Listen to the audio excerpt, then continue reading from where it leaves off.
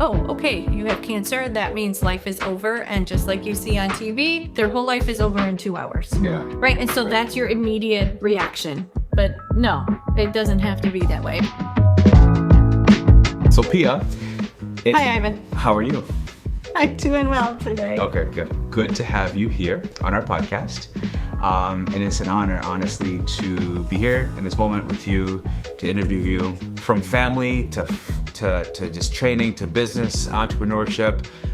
Your parents have trained here in the past. You've trained with us. So it's just kind of cool to just be here as someone who's seen us from where we started to where we are now. And yeah. Yeah, it's really neat to watch it all happen and what you've been able to create. You've provided a space where your own team has grown so much and knows how to make the client feel safe, the client to feel comfortable, to say, hey, this is too hard, I can't do it.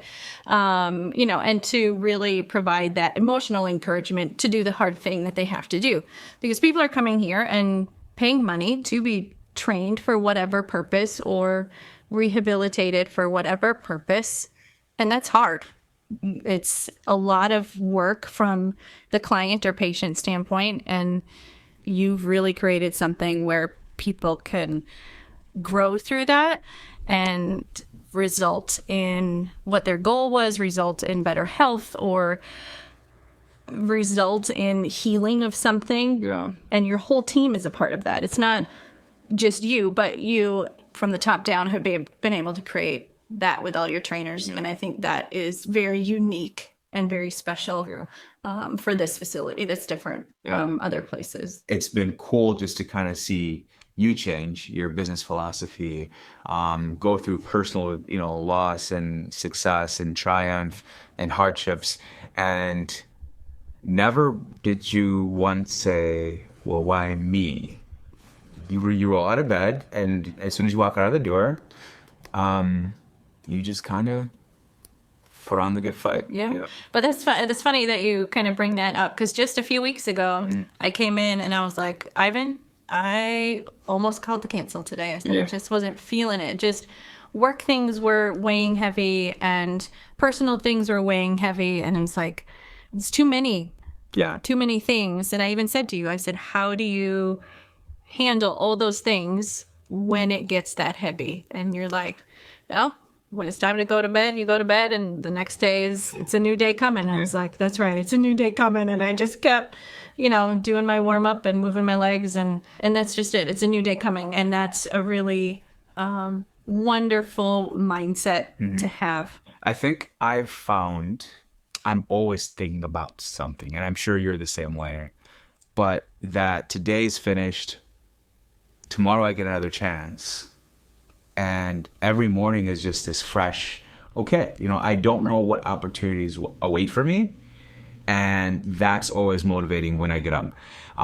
Versus, man, yesterday sucked, and, and then I don't know what today's going to bring, but, it's probably not going to be great. It's, but we're going to try again. Yeah. And that mental place to be of, I'm willing to try again. I am going to try again.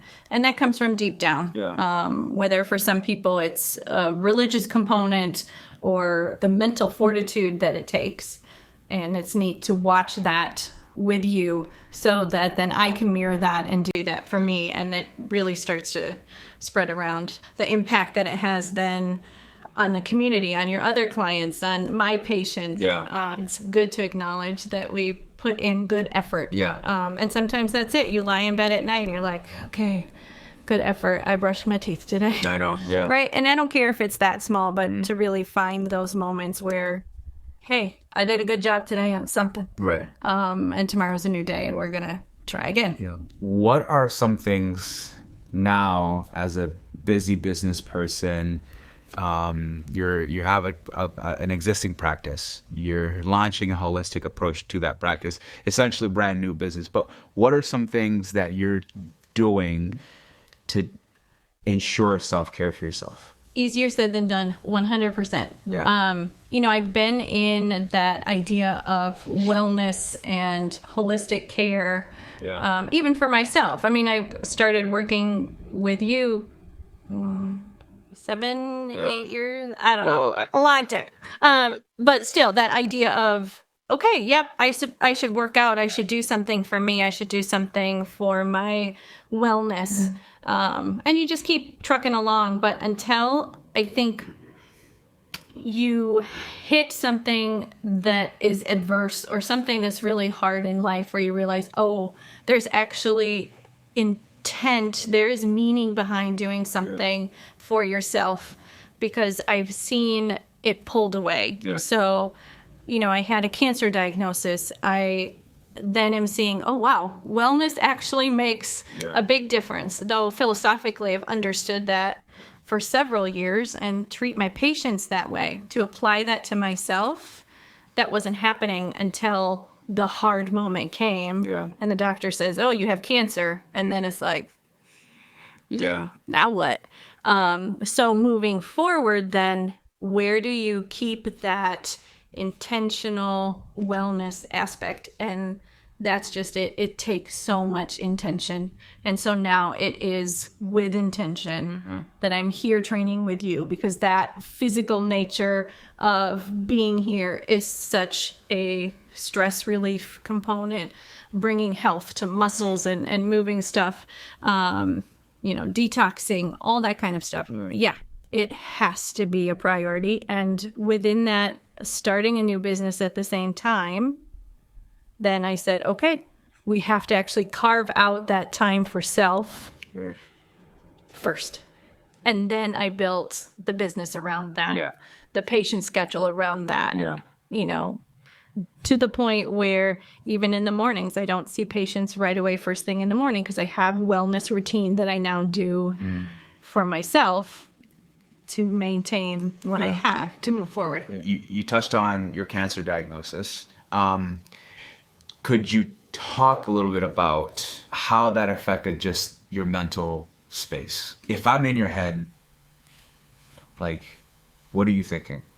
I think by nature, I've been somebody who's always been a fighter. Yeah. Or I don't want to believe that negative truth. So then I'm just going to fight to change that negative truth. Yeah. So yes, cancer is a very ugly, scary word. It initially feels like, oh, okay, you have cancer. That means life is over. And just like you see on TV, people have no hair and life ends for them. And, in the movies, their whole life is over in 2 hours. Yeah. Right. And so that's your immediate reaction. But no, it doesn't have to be that way. But it takes a lot of self-talk. It does take, prayer and trust that healing can happen. But also looking for myself, knowing that I've been in this more holistic aspect of healthcare and understanding, wait a minute, the body can heal itself. Yeah. That's how God designed this, like you said, vessel to heal itself if we can give it the right support. Right. So if I am going to have a business that says I am a holistic dentist and I know your body can heal, and I say all these things to my patients, I have to live that. Exactly. I have to believe that. Yeah. I have to philosophically change everything that I had learned in school to say, nope, this body's going to heal, and this is how we're going to do that. In the same way that I encourage my patients and what they're going through, I had to suddenly eat my own words and be like, okay, this is what's going to happen, and this is how we're going to do it. Could you talk a little bit about your holistic approach to your treatment for cancer? In the United States, the FDA will only allow oncologists to treat patients with radiation, chemotherapy, immunotherapy, and some hormone therapy. That's it.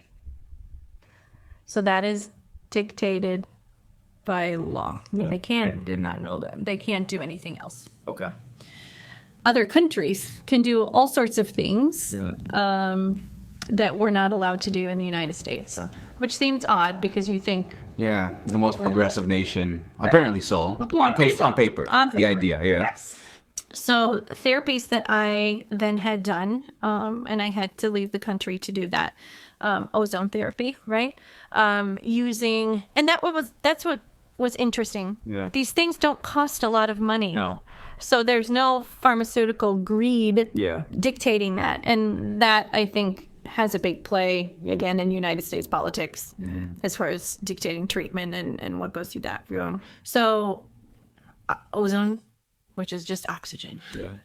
We used a lot of light therapy, lasers that actually destroy cancer stem cells. Okay. We had high dose vitamin C drips, which then at high doses, vitamin C actually can start to turn into hydrogen peroxide. Oh. Again, oxygen, Yeah. right? Yeah. Detoxing, red light therapy, sauna therapy, things like that. You know, even from a nutrition standpoint, there was a lot of changes that way. Yeah. Again, allowing this body Yeah. to start to heal itself Yeah. and protect itself and stop cancer growth. And I think it's unique because when you look at like the CDC's site of things that cause death, sedentary lifestyle is like top. Yeah. Right. Then we look at, you know, nutrition and poor health choices like number 2. And like heart disease, like essentially rarely kills people as heart disease that just happens. Right. It's heart disease caused by sedentary lifestyle, you know, bad food choices. We're so vested in not completely educating people. I won't go as far as to say that there's a monetary component to that and it funds the hospital system and all of that, but I feel that there could be more done, you know. On a wellness perspective, looking at your whole life and things you've been through, workouts and adversity transition, a lot of times people find themselves, you know, trying different gyms and different facilities, but you've been here for a very long time. And one, we appreciate that too. The question really is like, what sets us apart? What's something different here that you wouldn't ordinarily get at a Planet Fitness or maybe a Lifetime kind of gym? I have never been to another gym in my entire life. This is literally the only experience I know. Yeah. So I had been swimming for a long time. Okay. And then someone convinced me for charity to run a marathon. They're like, oh, we'll train you. We'll walk you through the whole thing. I'm like, okay, that sounds nice. I hated it. I hated it. So then I was trying to find something new, and strength training or lifting weights was something that was really intriguing to me. And so I had found you. That's how it started. But to say, why did I keep going? Yeah.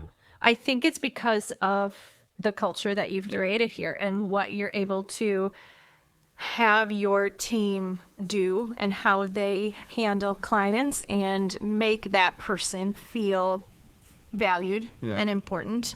And, you know, it probably sounds funny in a meeting for you to tell your interns or your trainers to be like, when they walk in the door, you need to say their name. Yeah.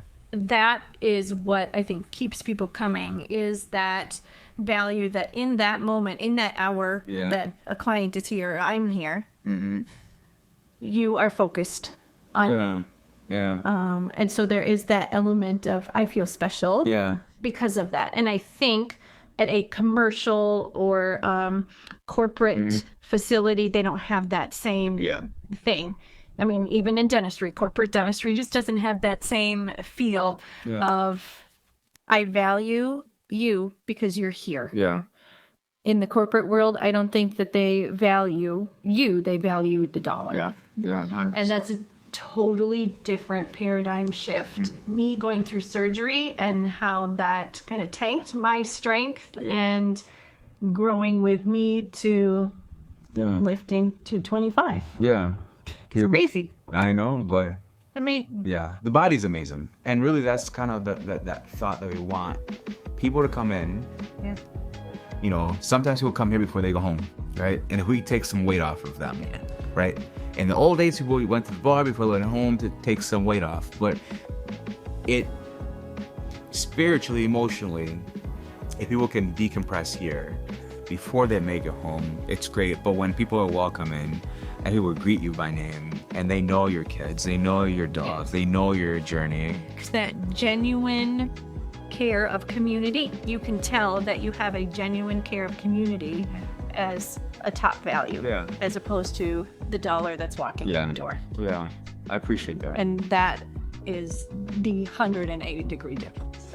Well, thank you so much for taking time. It's really fun.